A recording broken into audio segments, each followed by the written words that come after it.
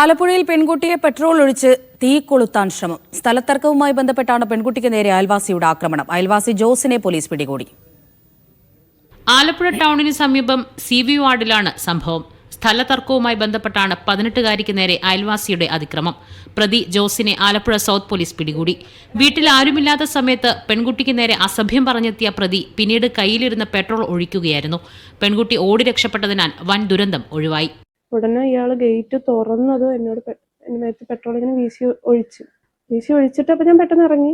ഉടനെ ലൈറ്ററുമായിട്ട് കത്തിക്കാൻ വേണ്ടി വന്നു. ഞാൻ പെട്ടെന്ന് ലൈറ്റർ തട്ടി മാറ്റിയില്ലായിരുന്നെങ്കിൽ ഉറപ്പത് ഞാൻ ആ സൈഡ് ഫുള്ള് കത്തിയായിരുന്നു. കാരണം സ്ഥലതർക്കവുമായി ബന്ധപ്പെട്ട് പ്രതി നിരന്തരം പ്രശ്നങ്ങൾ ഉണ്ടാക്കാറുണ്ടെന്ന് പോലീസ് പറഞ്ഞു.